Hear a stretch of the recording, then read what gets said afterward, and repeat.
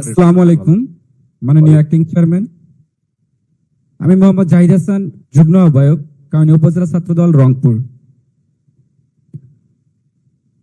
রাষ্ট্র মেরামতের 31 দফা ঘোষিত 25 নম্বর দফায় আছে চাহিদা ও জ্ঞান ভিত্তিক শিক্ষা ব্যবস্থা বাস্তবায়নের মাধ্যমে ভবিষ্যৎ চ্যালেঞ্জ মোকাবেলায় সক্ষম শিক্ষিত জনগোষ্ঠী গড়ে তোলা। সে আলোকে আমার আপনার কাছে প্রশ্নটি হচ্ছে, গতানুগতিক শিক্ষা ব্যবস্থার বাইরে গিয়ে আপনি শিক্ষার্থীদের মান উন্নয়নের জন্য বাংলা ইংরেজির বাইরে তৃতীয় ভাষা শিক্ষার কথা বলেছেন। আরো বলেছেন খেলাধুলা ও সাংস্কৃতিক কর্মকাণ্ডকেও পাঠ্যসূচিতে জাহিদ তৃতীয় করতে চান। জাহিদ, তুমি বোধহয় খেয়াল করেনি, শুধু তৃতীয় না, আমি চতুর্থ বলার চেষ্টা করছি। চতুর্থ আমাদের লক্ষ্য থাকবে, মানে বাংলা ইংরেজির বাইরেও দুটো ভাষা আরো। জি জি। তো আমার প্রশ্নটি হচ্ছে, এতে সুবিধা কি হবে বা বাস্তবায়ন বা করবেন কিভাবে? আমার প্রশ্ন এটা আপনার কাছে। ধন্যবাদ। সুবিধা কি হবে, প্রথমে এটিতে আসি।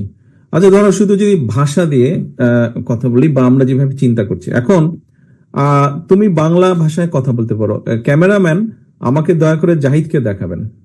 আপনি মঞ্চ দেখাচ্ছেন, আমি মঞ্চ দেখতে চাইছি না, আমি জাহিদকে দেখতে চাইছি। রাইট, টানতে হবে না, টানতে হবে না, আমি দেখতে পাচ্ছি। জাহিদকে টানতে, তুমি যেখানে আছো ওখানেই থাকো, ওইখানেই থাকো, তুমি ওখানেই থাকো।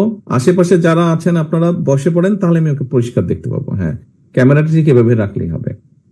এখন জাহিদ, তুমি আমাকে বলো, তুমি বাংলা ভাষায় কথা বলতে পারো?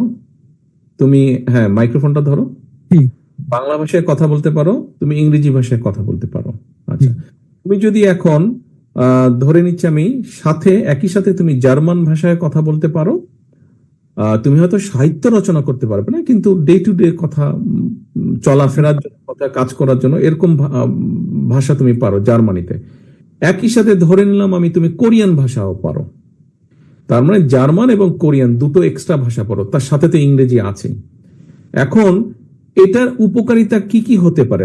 তুমি যখন কর্মক্ষেত্রে যাবে, তুমি এখন ছাত্র আছো, তুমি যখন কাজ শেষ করে কর্মক্ষেত্রে যাবে, তখন তুমি কি কি উপকারিতা পেতে পারো, তুমি আমাকে বলো। আমি যখন বাংলা এবং ইংরেজির বাইরেও একাধিক ভাষায় অভিজ্ঞ থাকব, আমি কর্মক্ষেত্রে গিয়ে সুবিধা পাবো। কিরকম? অনেক সময় বাইরে থেকে বায়াররা আসেন, বা অনেক প্রকল্পের মাধ্যমে আমরা দেখতে পারি যে প্রকৌশলী ইঞ্জিনিয়াররা আসেন, তাদের সাথে আমি কমিউনিকেশনটা ভালো করতে পারবো এবং তারা কি বলতে চাচ্ছে সেটা আমি বুঝতে পারবো, সেই লক্ষ্যে কাজ করতে পারবো। আর অথবা তুমি অন্যদেরকেও বোঝাতে পারবা, তাই তো? অন্যদেরকে সেটা বোঝাতে পারবো। যারা এই ভাষাগুলো জানে না, তাদেরকে তুমি বোঝাতে পারবা যে বিদেশি ওই টেকনিশিয়ানটা বা ইঞ্জিনিয়ারটা কি বলতে চাইছে।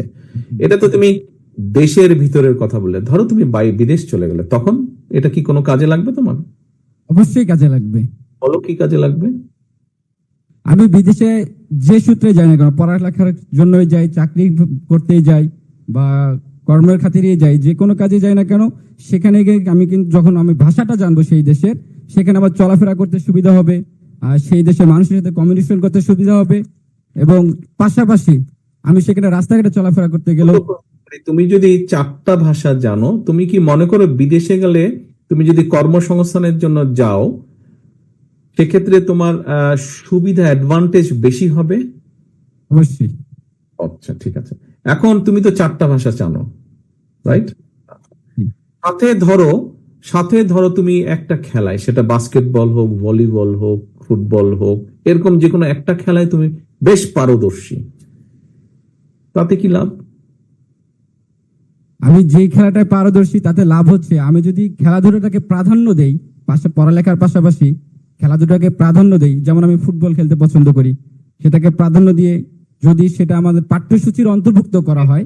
খেলতে তুমি পছন্দ করো, কিন্তু তোমাকে স্কুল থেকে কলেজ পর্যন্ত রাষ্ট্রের পক্ষ থেকে একজন কোচ রেখে ভালোভাবে তোমাকে শেখানো হলো। সেটাই বলতেছি, যদি পাঠ্যসূচির অন্তর্ভুক্ত করা হয়, বা আন্তঃ স্কুল, আন্তঃ কলেজ ফুটবল প্রতিযোগিতা বা যে কোনো ক্রীড়া প্রতিযোগিতা বলেন, সেগুলো যদি পাঠ্যসূচির অন্তর্ভুক্ত করা হয়, অবশ্যই এখান থেকে আমাদের পাইপলাইনের যে খেলোয়াড়রা তৈরি হবে, সেগুলো একসময় বাংলাদেশকে প্রতিনিধিত্ব করবে বলে আমি আশা করি।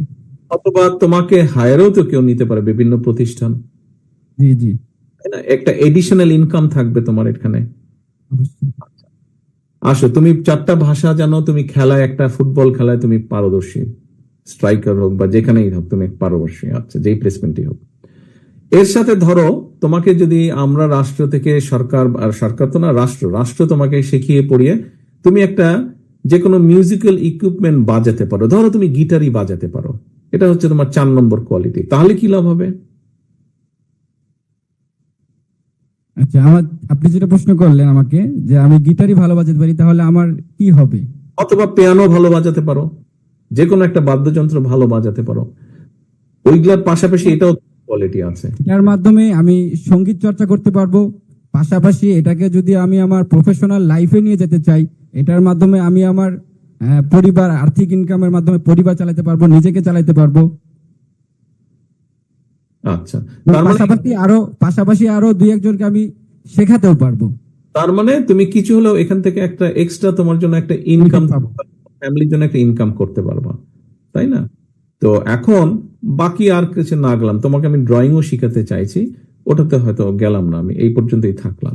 তুমি এই যে গিটার বা পিয়ানো বাজাতে পারো, তুমি হয় ফুটবল বা বাস্কেটবল ভালো খেলতে পারো, তুমি 4টা ভাষা জানো।